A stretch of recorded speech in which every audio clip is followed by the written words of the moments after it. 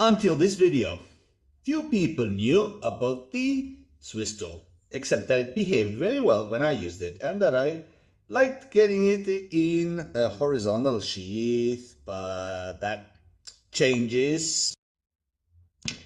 Today we are going to learn about its history, the different types of presentations and promotional editions. But first, let's get to know the tool itself. Our friend Emiliano, Ortega listener, is going to show it to us, so let's take a look at Ali.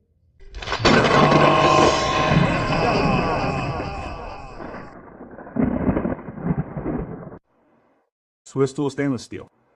Remember that the Swiss Tool model began to be manufactured in 1997, and this one in particular is the second version, manufactured a year after that first version. This piece was made in the year 1998. As the years have gone by, its dimensions have remained virtually unchanged. It still maintains its 115mm length, 35mm width, and a thickness, including the internal locking buttons, of 17mm. So where we are going to see the most differences is on the inside. Looking at its clamp, we can see that it is now a narrow cut in the current versions. And something that stands out is its engravings. We can see on its left arm that it has the brand logo, and surrounding the axis of the clip, the word Victorinox. This helps us date it and differentiate it from its older and later versions. The first version of the clip, manufactured in 1997, had the logo centered with respect to the clip, more or less in this part here, and the word Victorinox on the lower part of it. In 1999, the next version after this one, we lost the word Victorinox, but we kept the brand logo. This logo lasted on the knives, or on the clips of the knives, until 2005. Another way to tell them apart is with the opening angle. So we can see the opening angle of this knife. This opening angle was maintained until 2002. From 2002 onwards, the opening angle changed and was now on the left side. We will see this later. Let's move on to its internal tools. On the opposite side to the logo print, we have its main blade. All its internal tools have a lock, the same button, slotted independently for each function.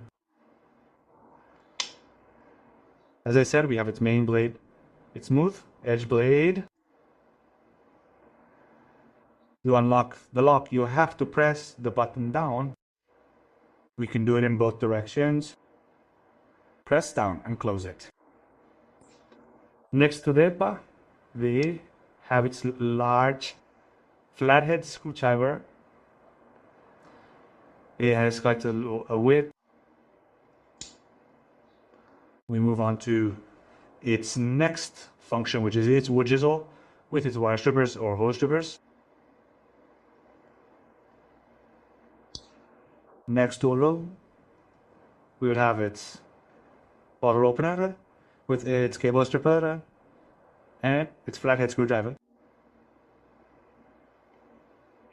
Next to this, we have the can opener with its small flathead screwdriver that also works as a Phillips screwdriver. We have its wood saw.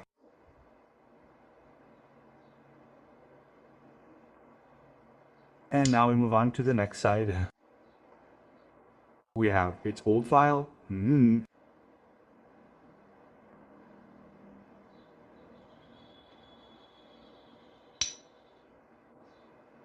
It's all, or rather its small flathead screwdriver. A Phillips screwdriver that is also quite sturdy. Now we have the eyelet, all.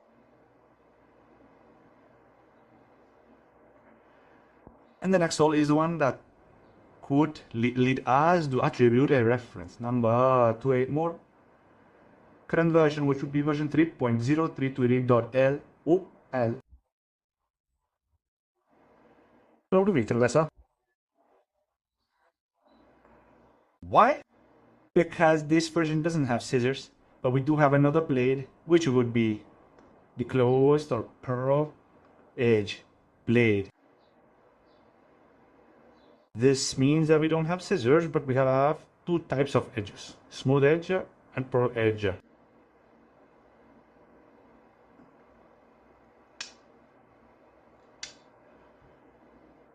We also have a ruler on the handle that allows us to use it both in this way and as a square weighing 90 grams.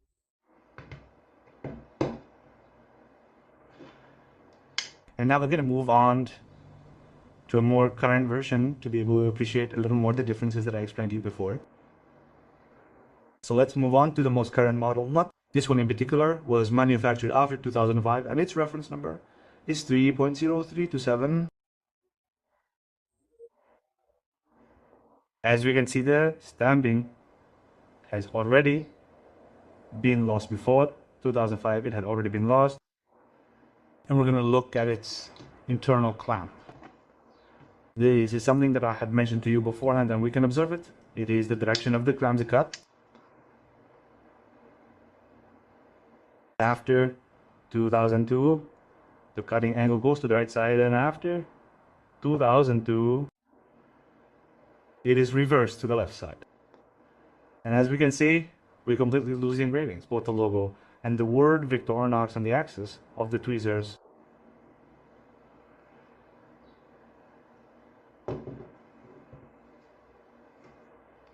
The tools of both are practically identical.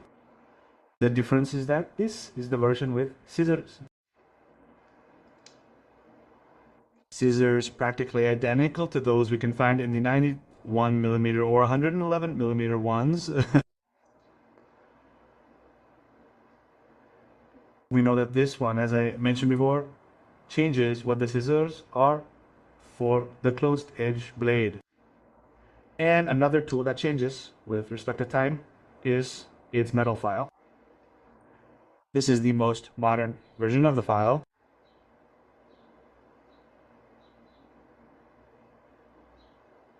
Yes, you can see it. And on this side, we have the previous version.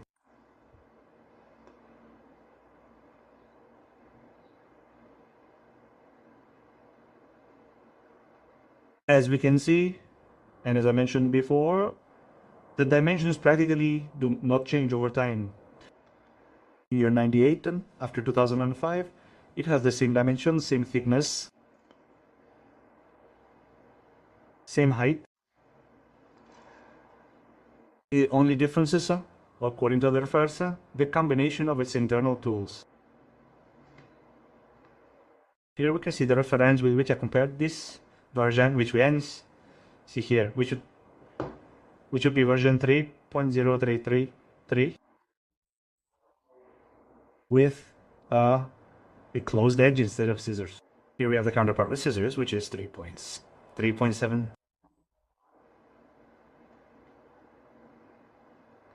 And finally, another small difference that we will be able to notice is that the current version has the engraving of the word Victorinox with its shield towards one side of the center.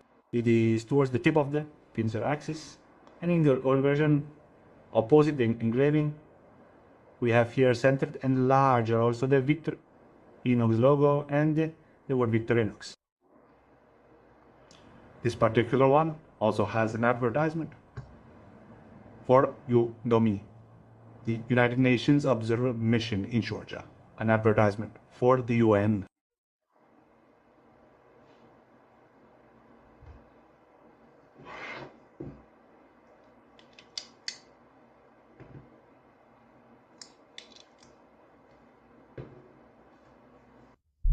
What Emiliano showed us was very good. He showed us two Swiss tools from different eras and also the box where we could see other models. In case you didn't see the engraving on Emiliano's knife, we put it here. Also, very special is the Swiss tool of the Boy Scouts. This is the inscription, "I'm a scout. Don't put me down later." No, now it's called Scout. No, I'm talking about Swiss tool today. Scout is none of my business.